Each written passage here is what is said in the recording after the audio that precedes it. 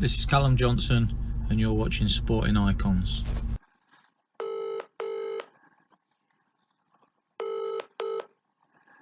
Hello, mate. Yo, Callum, how you doing, bruv? I'm doing, mate. You alright? Yeah, not too bad. Not too bad. Good. What you been up to? Not a lot. Just training and isolating and social distancing. That's about it. And keeping people happy with your comedy posts on Instagram, yeah? Yeah, you got to try and keep people happy. And I think keeping myself happy as well, to be honest. Yeah. No, I've been enjoying some of them. It's, I think, like I say, you have to be careful. You don't offend some people sometimes, don't you? But it's all, it's just a bit of fun, innit? It's just trying to keep everybody kind of feeling happy, I suppose, throughout these times, and trying to keep it as, like you say, I mean, it's not a joke, let's be honest. It's far from a joke, but just keep yourself mentally right and not try and take things too seriously. That's exactly right. Although one of my favourite jokes, which I used to my wife, was that this quarantine thing sucks, and me and my wife are becoming such good friends. I only told her about my girlfriend. I love that one. Oh yeah, that was a good one. Yeah. I was not going very well, and then he told my wife about my girlfriend or something like that. We got friends with getting my other friend with my wife, and then he told her about my girlfriend. Yeah. There is a few, I don't know where they come up all over, don't they? It's some of the things that people come up with, they are funny. Yeah. No, there's a few that I've got that obviously I can't post out on the social media because they are a little bit too much, but they are funny still. You can put them out, can't you? No, I can't, not some of these ones. Oh, really? Fair enough. So what have you been doing then? Have you got like a gym in your house or all that kind of thing? Yeah, I've got, I transformed my garage into a gym, so I mean, I'm quite lucky really, because where I live, I'm surrounded by fields. I've got a marsh, like a big marshland into the sea, which is literally a stone's throw away from my door. So we can go there with the dogs, which I've been doing. You know, I go on a bike ride with my little lad, you know, around the fields. I've got the gym at my house, in the garage. So, I mean, I'm lucky and I've got everything that I need around me. So the social distancing isn't a problem. The isolating isn't a problem because we haven't really got to isolate just in a house. We can go out and around the fields and not come into contact with anybody. So, you know, we are lucky, and it's all like me preaching to everybody saying, "Oh, stay home and you know, do what we're being asked to do." It's easy for me in my position where I live. So, I mean, I can't imagine how tough it is for some people, but I mean, it's a situation that we're all in, and it's a situation that we've all got to deal with whatever we've got.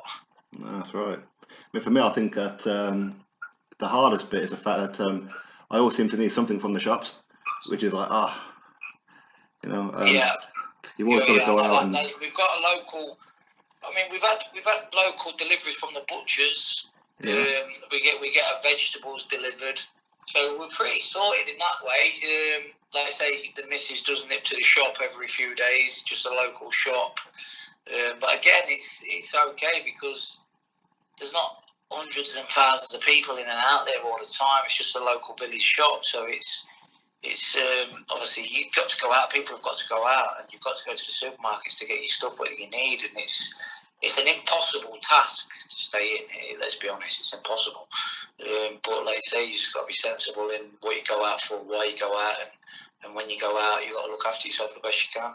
Yeah, exactly, and permanently wash your hands. I tell you, my hands are dry as anything. Yeah, I know. I've never washed my hands so much. Yeah, it's not. You know what? So some of the things it's teaching us, though.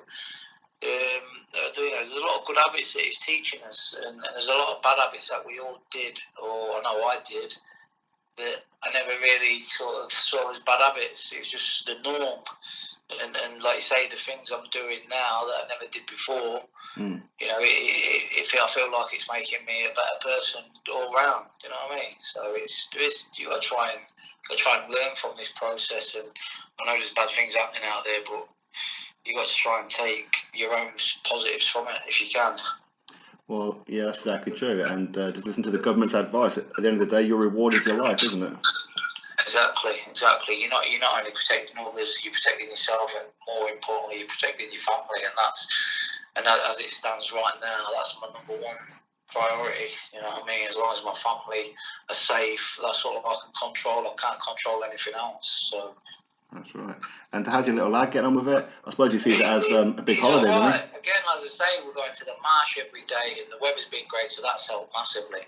We're going for walks up and down the fields. We're going on the bike with my older lad. You know, so my older lad's got his Xbox and everything else, so he's all right on the FaceTime with his friends and on the Xbox. Yeah. My younger lad, like you say, we're going out for walks. We went crab hunting yesterday down the marsh. Oh, nice. He's a bit bored today. The weather's a bit dodgy today, but as I say, he keeps asking why can't he go around to his nanny's house and things like that. Yeah. Which is, like I say, it's been, I think, 3 weeks now, isn't it? So it's getting a little bit on top of him, but at the same time, we're keeping busy ourselves, doing things in the house. You know, we're playing games, and every chance we get, we're out and about. So we're managing it the best we can. Yeah. Are your lads into boxing? Do you take them into your garage? Yeah, my older lad, he's mad for it at the minute. He never was. Yeah. Funny enough. It's only the last 3 or 4 months he started showing interest, and he's mad for it. He's always throwing punches, and he's always shadow boxing. And to be fair, he's getting better. He's getting a lot better. He's not. I've not really done a lot with him, if I'm honest. I just kind of leave him to his own devices, doing his own thing, because he's only 11, and I don't want to kind of feel like I'm pushing things onto him, because that's the last thing I want to do. And if he still wants to do it and he still enjoys it, you know, 6, 7, 8 months, a year's time, and he's still going mad for it, he's asking me, you know, then I'll start kind of looking at doing a little bit with him, or taking him to a club or things like that. But as it stands right now, I just kind of leave him to enjoy himself, you know, doing his own thing. And he's mad on YouTube as well. He's always watching fights on YouTube, and he's always watching Beterbiev. Every time I walk into his room, he's got him on his iPad again. What you got him on for? Turn him off. Oh dear. And he says to me the other day, I walked in, he's watching him. I said, what are you watching him again for? He says, he filled you in, Dad. Oh dear. I said, oh, nice one, mate, thanks. I said, I filled him in a little bit myself. I said, but he just filled me in more. Yeah. Actually, I was going to ask you about that one, because obviously he's now unified, hasn't he, against the Kowalczyk, and that Kowalczyk was seen as a bit of a beast, and you've done a better job against Beterbiev than he did. Yeah, I mean, everyone before that fight, you know, Wojcik, or however you pronounce his name, was favourite, and everybody was kind of thinking he was going to win the fight. And I was scratching my head a little bit, if I'm honest. I couldn't see it, and a couple of my good friends who are big into boxing, and like, don't get very many of them wrong as well, to be honest. Yeah. And one of them said to me he fancies Wojcik, and I said, you man, you're off your head. I said, what makes you think that? Yeah. I said, I'm telling you, better be able to stop him. And anyway, it turns out I was right. But I think, I don't know, I think with my fight against him, I think a lot of people kind of dismissed me, if you like, or dismissed him rather, and didn't give me any credit. It was like more of, Beterbiev's not that much of a beast, and he's not as good as we thought he was, because Johnson nearly had him, and things like that, rather than actually saying, bloody hell, Johnson can fight a bit, and Johnson can punch, and not, bloody hell, Johnson nearly got him. Yeah. It was all negative towards Beterbiev rather than positive towards me, and I think, like you say, I think against Wojcik just shows, you know, he is that monster and that powerful, strong man that everyone thought he was before my fight. Yeah. You know, and obviously he showed that because he got me out there as well. But like you say, I had my moments, and it was a real good shootout while it lasted. But that just shows the strength and power that I've got myself as well, and the fact that I can mix it with somebody like that. That's what they say while it lasted. I think if me and him fought each other again, you know, probably be a similar kind of fight, and it'd end before 6 rounds again. You know, probably might go the same way, but it might not. But I think we'd be them type of fighters that would just punch each other's head in until someone's finished. Well, that's a fan favourite fight, so isn't it? That's exactly. I'd love to do it again. I really would. Just because I feel as I let myself down in certain areas in the build-up, especially in the last kind of week. Also, I feel the first round I was very unlucky with that knockdown. I think it took a lot out of me. I think obviously I wasn't looking. I thought the ref shouted stop, so I thought I was safe. Mm-hmm. And then he's knocked me into next week, so that obviously had an effect on me. But I did come back in the second and get, return the favour. Yeah. I didn't finish it off. He adapted and he did what he had to do, so you've got to give him credit for that as well. But I don't know whether the first round knockdown sort of changed of my thought pattern or I don't know. It was obviously took a lot out of me, that first punch, because, getting punched by him square on like that when you're not looking, I didn't want to get up really, let alone carry on and have my moments. So. Yeah. Well, I mean, a lot of people have him as one of their pound-for-pound fighters in like the top 10. Yeah. I think that's fair to say, really. In the end of the day, I think he's the only fighter out there with an 100% KO record, isn't he? So he's, and like you say, with his amateur stuff as well, I know it doesn't count. We're talking about pros, but as a light heavyweight through the amateurs, I think he was pound for pound number one for a few years, and he was unstoppable really as an amateur as well. So he's to come second to him, you can half accept it, to be honest. But it's still hard to accept though, I'll be honest. It's still one of them that I think, I could have or should have, or if I'd have done this or if I'd have done that, you know what I mean? Well, that's more a case of that was inactivity for you, though, wasn't it?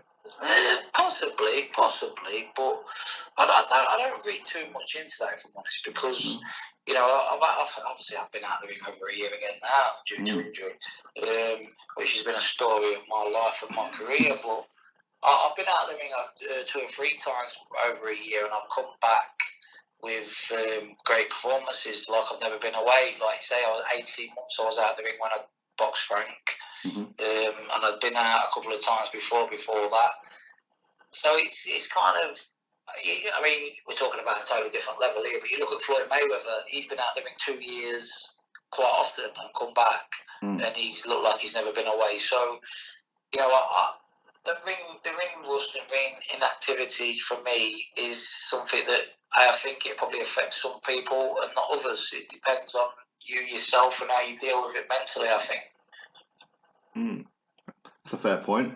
But I mean, you came back after that one against Sean Monaghan, and you beat that boy up. Like you say, I think the fight, I've got a bit of activity, as you say. Like you say, I'm contradicting myself a little bit here, but I've got the Frank fight, then I've gone straight into the Beterbiev fight. Yeah, okay, it went the way it did, but the massive amounts of experience from it. I was back in the ring after 5 months for Sean Monaghan, and I sort of kind of showed, pretty much, like I say, the level that I am, and the level that Sean Monaghan's at, which is it's a good level. Don't get me wrong, it's a good level, and he's been one of them fringe type fighters that's always gave the top boys a decent fight, or he's been there or thereabouts, but never quite made it into the top league, if you like. It just shows the level that I'm at, with that performance, and I feel as though it's a shame because everything was going right for me. I was just getting the form, I was getting active, I was getting my name out in America, everyone was getting excited about me, and then boom, injury again. So, but it is what it is at the end of the day. I can't change it, I can't dwell on it, and I'm ready to go now. I'm ready to go, I'm training well. And my numbers and my times on certain things and my strength and my training, I'm better. Really, I'm better and fitter and stronger than ever. So it's not like I'm feeling like I'm fading. I genuinely am getting stronger. So I'm not worried. When the time comes, I know I'll be ready, and I know I've got a good 2 or 3 years in me where I can perform at my best. And it's not this day and age as well. It's not like it's not unheard of. There's people out there at 37, 38. We see Carl Froch. We see Golovkin. You talk about Bernard Hopkins. He's a one-off. You can't really compare anybody to him. Yeah. But Jean Pascal now, he's world champion again. There's fighters out there, and it's not unheard of these days for fighters at 35 36, 37 to be performing, and Beterbiev himself is 35 years old. So, you know, people keep saying about age and this, that, and the other. Honestly, I'm not worried about that one bit because I know how I feel. I know how I'm performing in the gym, and you know, and I know I'm as fresh now and as good now than I've ever been. So, you know, I've got nothing to worry about. Well, you don't have like too many miles on the clock, though, have you? No, but that's the thing as well. Some people can be old at 28. You know, they can have wars from the age of 20 years old. You know, I've had one really tough fight, and it only lasted 4 rounds. Right. So, you know, yeah, obviously you have a few tough spars here and there, but not that many. You know, I'm fresh as a daisy. I really am fresh as a daisy. Obviously, I've trained hard all my life, so I've got them miles on the clock where my body's kind of been through the mill with training, but you know, we adapt to that anyway. And obviously, I've looked after myself as well from being a young kid. I've never been one to go out drinking, and you know, and then never touched a drug in my life. You know, so things like that. My body's fresh and healthy, and always has been. Yeah. Now, since the Sean Monaghan fight, is that obviously you got injured. You're set to come back, and I know you've had like a couple of dates that you're supposed to be fighting for the European title. Then it was set for May the 2nd, and now it's been changed to July 4th. Yeah. So, do you think that, well, fingers crossed that it goes that way, but how much do you know about your opponent? He's a good fighter, a very good fighter. He challenged for the world title against Kovalev. He did well as well. He got stopped on a court, I think, round 7. But he was being competitive. He was making Kovalev work, and it wasn't like he was out of the fight. He was losing the fight. He wasn't winning the fight, don't get me wrong. But he was making Kovalev work. He's been European champion before. He's a southpaw. He's got good skills. He also likes to come and put the pressure on sometimes as well. So, you know, I'm up against a real good fighter, and I'm taking nothing kind of for granted. I know I'm up against the top fighter, and I know I'm going to have to be at my very best to come away with the win. And like I say, that's what I'm training for, and that's why I'm sort of keeping myself focused and active throughout this period, because I know when it comes, I'm gonna have to be at my best. Yeah, because I'm at that point. Other than the world title, you win that fight, you've won every title that there is to get in. Yeah. Yeah, that's it. It's a massive. It's a massive incentive for me. I mean, before when I was a young kid, if someone had said to me, "Oh, one day you'll be a British champion, a Commonwealth champion, a European champion, and you'll have fought for a world title," you know, I'd have been like, "Nah, man, you're crazy, you're stupid." But obviously, when I turned pro, I mean, I had ambitions. I mean, I thought I'd be a world champion, but now I'll be honest. But obviously, things haven't gone to plan. But yeah, I mean, you look back and sit back and look at what you've done. If I can be a European champion as well, and I fought for every title worth fighting for. I've won 3 of them, and I've still got chances to win that big one. So, you know, I'm excited about the next 2 or 3 years, and I'm confident, and I'm kind of I'm positive about them. So, you know, when this is all over and we're back to doing what we're doing and things going back to normal, I'm excited because I believe, although I'm coming to the last chapter of my career, I believe I'm coming to the best chapter as well. Oh, fair enough. Because there's some talk that you wanted the Bivol fight, didn't you? Yeah, well, I got offered the Bivol fight. The Bivol fight was there for me last October. Right. And obviously the injury cost me that opportunity, so I couldn't take it, which I was devastated about. But then it was mentioned again early on this year, and I was eager. I was like, yeah, just get me it. If you can get me it, get me it. And I'd love that fight. I'll jump straight to that fight the next, not a problem. You know, would it be ideal prep? I don't know, maybe not. Maybe I should have had another fight, but at the end of the day, the cards I've been dealt, you know, I'd be happy to go and sit at the table with them cards and I'd play my hand, and I'd be confident of coming out the winner. He's a fantastic fighter. His boxing skills, he's probably the best in the division, maybe. But I don't think he's the strongest. I think he can be unsettled, and I think I could get to him. I really do. But again, without having the opportunity to try, we'll never know. So. Yeah, I mean, for me, what I want to see is you and a headliner in the UK. I know you're okay to travel and everything, but for me, I want to see you headline here in the UK. Yeah, I think obviously they've been talking about me and Buatsi, haven't they, a lot now? Eddie keeps mentioning it. I think that fight with me and Buatsi is going to happen. I think it's got to happen. Whether it's the back end of this year or it's early next year, I think obviously it depends on what happens. But yeah, I think me and Buatsi will be a big fight in Britain, and I think that's an headlining fight, as you say. I think if I go win the European title, he goes and wins his next fight. You know, unless I get something bigger like a world title shot, you know, I think the fight with me and Buatsi is there to be made. And I think it's a big, massive British domestic showdown that would potentially fill an arena, or certainly get 10,000 people in there. You're without a doubt. I mean, even better. I mean, the European title, that would be a massive pull as well. But if you can somehow get a world title. It'd be nice to get a world title shot. Bivol was talking about, I heard Bivol on Instagram the other day, someone told me, talking about he'd like to come over to the UK and fight. And obviously mine and Buatsi's name was mentioned.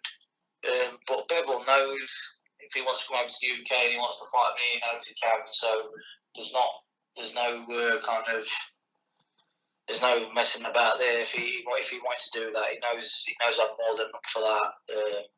Would he want to? Would he want to take that risk if he doesn't have to? Mate, I don't know, and he knows that. Like I say, am I really worth fighting for Bivol at the minute? You know, he's a champion. I've got nothing to offer him. You know, what do we want to fight Callum Johnson for? You know, all he brings is loads of power. Well, you know, he don't bring anything other than that. So, do we really want to take that risk? That's what I think they'd be thinking, but I don't know how they're thinking. Well, I heard that he's been mentioning Canelo. Bivol? Yeah, I've seen that as well. I think everybody wants that Canelo fight, don't they? Would you drop down to Sid Middle and fight him? Oh man, I'll drop down to light middle if I got offered that chance. I don't know how I'd get there. But I wouldn't rate your chances if you did. No, but I would do it. No, like you say, everybody wants that fight, of course. I mean, it's a fight that obviously people do ask me, would you take that fight or would you like to have that fight? I mean, obviously the answer is yeah.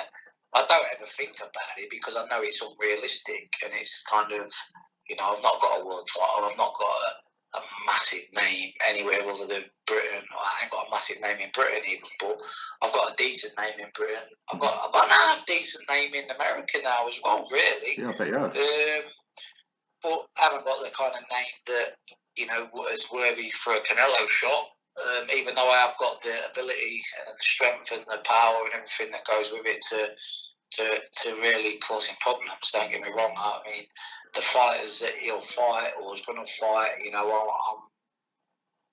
I'm up there with them kind of fighters anyway. I know that, so yeah. I know I've got what it takes to get the shot, but I haven't really got the name, so it's not really something I even think about, to be honest. Well, you say about popularity. When did I see you last? It was in Newcastle, wasn't it, on the Ritson Davis thing? Yeah. When I seen you there, and you're really popular here in Newcastle. Yeah, people. You know, it's funny that because when I go out and about, you know, a lot of people come up to me and speak to me, and I always seem to have a good effect or leave a good effect on people. Everybody I ever speak to or meet always seem to kind of leave feeling like they're happy they met me or they're happy they spoke to me. Yeah. But social media, I've not got a massive following, not really, compared to some fighters. But like I say, promotional wise, I don't really get a lot of, you know, I get kind of forgot about a lot of the time in the promotional side of things. I'm not one of them fighters that's always being rammed in people's faces. But I'm not bothered at the end of the day. All I can do is be me, and you know. Some of it's probably my fault that I've been out. You know, I've had a few problems myself with mental issues, but then I've had a few injuries as well. So, you know, you can't really be out. I've been out of the ring more than I've been in it over the last 4 or 5 years. So it's not really. It's hard to build a massive popularity base, I suppose, around that.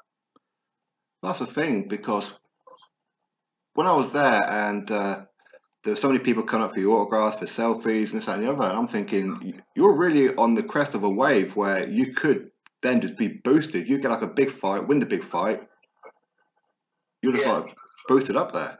Yeah, definitely. I think, as I say, I think it was getting to that point. Like you say, I won the British title. You know, in the way I won it, everyone was like, "Wow, you know, who's this Callum Johnson?" You know, I've been out 18 months. There's a few people that didn't know about me. Like, wow, who's this kid? Then I've gone and done that with Beterbiev. I've had a real good fight with him.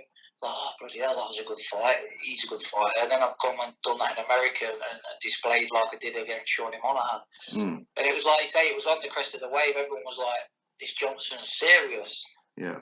And then like you say, boom again, it's gone. And you easily forgot about, you know, you easily forgot about it in sport. Like I say, it's been a year again since I've not been out, and I was injured for a good 4 or 5 months where I wasn't really in the gym either, so I wasn't on social media that much, putting out training clips. But that's why I'm always on social media now as well, and I keep doing a few live Facebook videos, training sessions, and putting a few people through training sessions with me, and then doing a few live boxing sessions as well where people can watch me train. Because again, just keeping yourself out there, keeping people sort of interested, and showing people that you still are active and you're still serious, and also giving people the chance to watch you train as well. Because like before all this social media, before live feeds and things like that, no one could ever see anybody train, or nobody could see anybody in their own house, or they couldn't have access to them. But now social media is good like that, especially times like this. But I don't really go on Twitter now because it's just full of idiots. You know, people call them trolls, but I'm just going to call them idiots. They're idiots, and that's all there is to it. And I suppose it's something that you shouldn't let bother you, or. Right. But you do, sometimes you do, you find yourself getting angry at your phone because you want it to strangle them. Do you know what I mean? You're thinking, if you knew that person would genuinely say it to your face, I don't think it'd bother you, because you know they would happily say it to your face, so then you can respect that. Right. It's the ones that are kind of hid behind a fake profile, or they haven't got a picture on, or they're just them ones, them idiots. And you get them everywhere. But you seem to just find loads of them on Twitter. It seems to be flooded with it. So I don't really go on Twitter too much. I have a little look here and there. That's about it.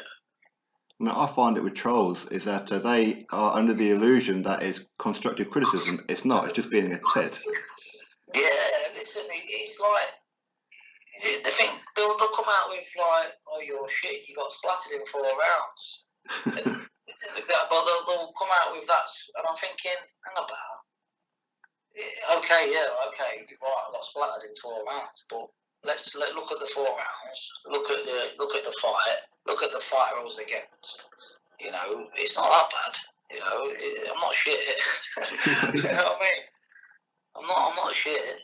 And then you just all sorts of different stuff, but that's just one scenario. Do you know what I mean? I remember when I first beat Frank, I was obviously I had massive messages to get through. I must have had 200 or 300 DMs and however many mentions. So it was about 4 or 5 nights after the fight, and I was laid in bed and I was just flicking through a few DMs. Yeah. And there was an inbox of someone calling me fucking all kinds of names, then abusing Eddie Hearn, and then actually dissing my dead, mentioning about my dead father. And it didn't bother me that, because obviously I was on a massive high still anyway. Right. And that was probably the first time I've ever got a message online that was really bad, and I thought, and I actually smiled about it, because I thought, finally I'm doing something right. I'm finally getting these kind of messages, which means I'm doing something right. But it made me laugh. But that's the kind of things that are on there. And then some people, it's some people don't take it as well as others, and depending what mood I'm in or what frame of mind I'm in, is how well I take it. Well, because sometimes in the past I would laugh at it, but other times it would bother me. Right. So in the end, I just thought, you know what, you're better off just staying off that Twitter, because it kind of can affect your mood, or it can make you a thought, or you can control my thoughts. So I just got off it. Yeah. I've seen that Anthony Fowler, he seems to be getting a hell of a lot of abuse, and he's actually biting and threatening to meet up with some of these guys. Is it? Yeah. Yeah. See, that's what I mean. See, the thing is with my social media as well. A lot of people always say to me, "Oh, have you seen this or have you seen that?" And I'm like, "No," because although I'm always on social media, I'm posting. I must post about 20 photos a day on Instagram. I'm for it, but I don't really take too much interest or notice of other people's social media. Do you know what I mean? So. Yeah. I only really post my own stuff and try and reply to people that are messaging me or commenting to me. I don't tend to take too much notice in other people, so that's why I don't see a lot of stuff really. Yeah, that's it. I used to, but like I say, I've learned to just not take notice of other people's stuff because it's, like I say, it really means nothing to me anyway. It doesn't affect my life, doesn't change my life, so I don't really need to know about it. Kind of thing. No, I agree with you. I think that social media can be a very toxic place. So if you don't look at the comments, it's bad for you, isn't it? Yeah, exactly. Yeah, it's so many good things from it and so many bad things. Like the good things now, say my nan, I've not seen my nan in 5 weeks. She started isolating like well before we got put in lockdown. Yeah. But like I say, we FaceTime every day. I mean, it's things like that are really good. So there's loads and loads of good things that come from it. But then there's loads. I don't think there's bad things from it. Just bad people. Right. If I'm honest, you say social media is bad. I don't think it's social media that's bad. It's the people that's bad, isn't it? It's the bad people on it. That's right. It's like anything. They say, "Oh, we live in a shit world." We don't. We live in a world full of shit people. Yeah. That's the truth, and that's all there is to it. We live in a beautiful world at the end of the day. Yeah. Like you say, just not every person is on the same page, and there's some shitheads out there. So that's all there is to it. Yeah. Well, I know that your trainer Joe Gallagher, he gets like a lot of abuse, doesn't he? Yeah, he bites as well. I mean, like you say, he does get a lot of bad stuff sometimes, which again, people don't see the effect it has behind that. Like, and the kids go to school, and there's people saying things to the kids about the dad that they've seen on social media, and people just don't think. They think they can just say something on a keyboard, and it ends there, and it doesn't matter because it's on a keyboard and it's not real life. But they don't realise the ripple effect it has on maybe on yourself, or if not on yourself, on your partner, or if not on your partner, on your kids, or somewhere along the line, it'll affect somebody. And people just need to think before they act a lot of the times. But again, like I say, that people don't, because they don't do think before they act. They just don't care. That's right. But like I say, if they knew him personally, if anybody knew him personally and knew what dedication he puts in and what he gives to his lads and the effort he puts in, and they wouldn't say them things, because what there's not many men that would give up the Christmas day to be in the gym training a fighter if he needed to. And he does. And he does. It's not like something he would do it every Christmas, and he would give up his New Year's Day, he would give up Boxing Day, he gives up birthdays. So for somebody to do things like that day in, day out, how can you be a bad person? You can't. Exactly. He's a very good trainer as well. Just look at your stable. Yeah, it's a big stable, and it's, like you say, he's had a lot of success. And I think that's the same old thing now, isn't it? The more success you have, the more criticism you'll get.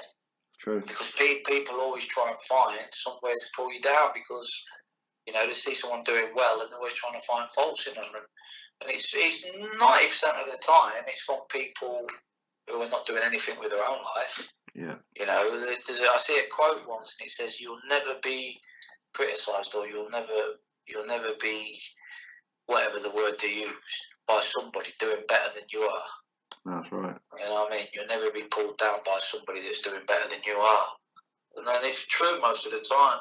And like you say, that's why, if you can, you have to think that way, because the people that are saying these things or trying to pull you down or whatever they're trying to do, you just got to think in your head, that they're not really, the things they're saying, it's probably what they're thinking about themselves, really. And they're not doing as well as you are, they're not as successful as you, and you don't even know who they are, but they know who you are. So it's kind of, you got to try and look at it that way. But it's hard to do at times. It is hard to do at times, and I can understand why people, get down in bad places through social media, because a few times myself, I've sort of been there, and my head's been like boxed in through certain things on social media, and it's like, it shouldn't let it affect you. Yeah, that's it. Are you still keeping in contact with, like, say, Jose Burton and Callum Smith? We're all in a group chat. We're all in a group chat, so we're always, like say, we're always putting like the little things we post on Instagram and things like that. We're always swapping things through the group, and we're always having a laugh and a joke in the group and things like that. So we're always in touch through a group chat.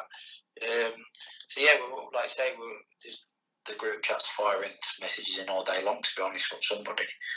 So everyone's always in touch through that way. And again, like you say, that's a good thing about technology today. You can not see someone for a year, but you can speak to them every single day. It's that's a good side of it. Oh, I agree.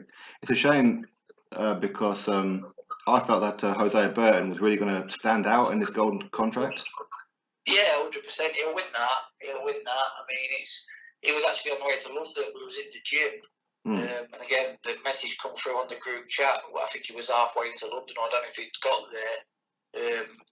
The fight's been cancelled. It's been postponed, and everyone was in like gutted, because they say we're all excited that we all think he'll win it, and I think most people think he'll win it. So, but again, like I said, I did say to him, so you just got to keep right, keep focused, and know that it's still going to happen, and you're still going to win it. It's just going to be a few months later than it was scheduled for. So, but it's easy said than done, because at the end of the day, we only get paid when we fight.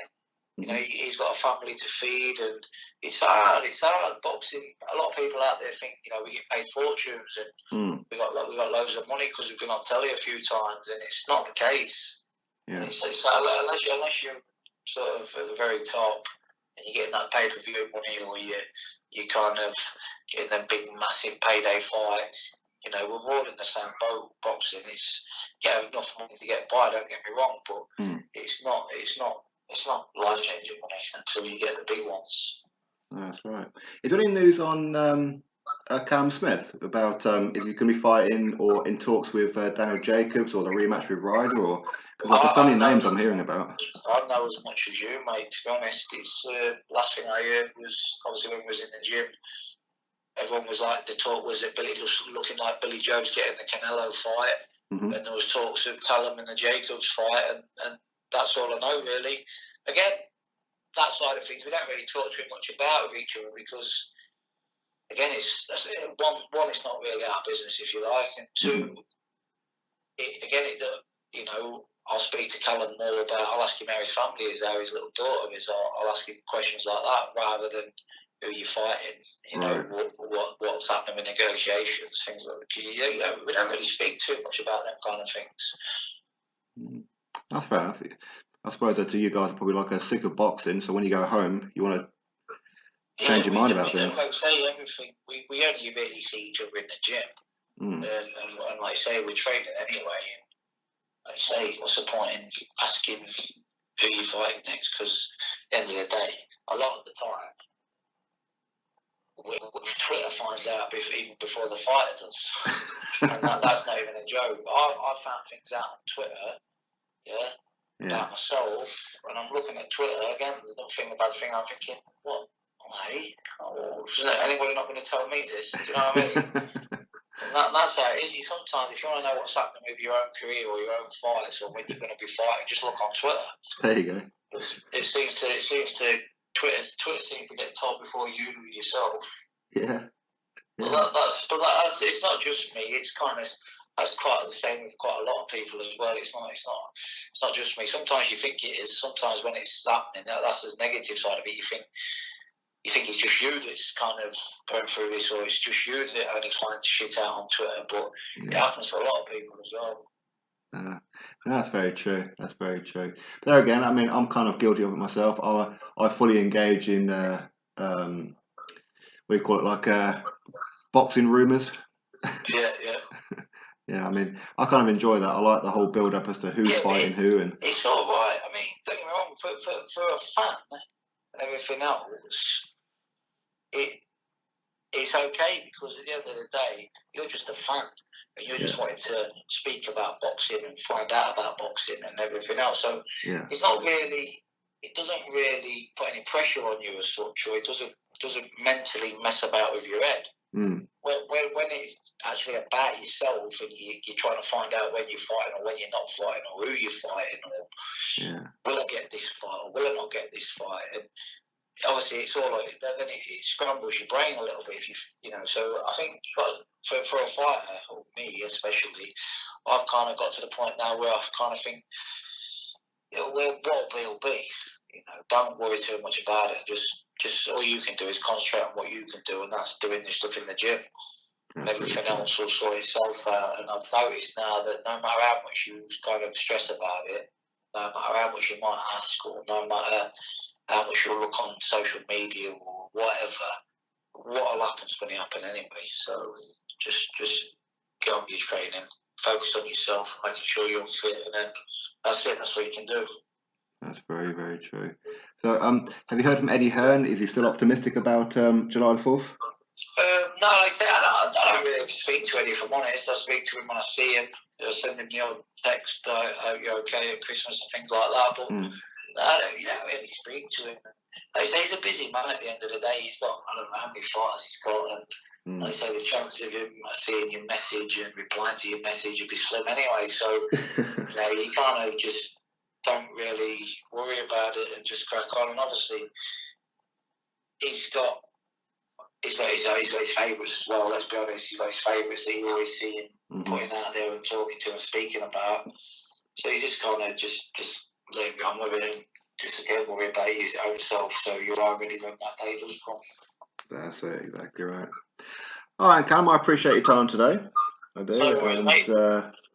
And hopefully you, your family, and everything will all come through this one. Yeah, which I'm sure it will. You, mate. Same to you. Be keeping safe and keeping sane as well. That's it. Just keep on drying my old-looking hands now. Washing. I'm actually laid in the bath right now. Oh yeah. I was in the bath about 20 minutes before you ran. Okay, so the water's cold now. I'm looking at my hands now. They look about 90 years old. Full of wrinkles. Bless you. Oh, no worries, mate. No worries. All right, boss. You take care. Nice one. Thanks very much for the call. All right, buddy. Take care now. Bye bye. Speak to you, mate. Bye. Bye.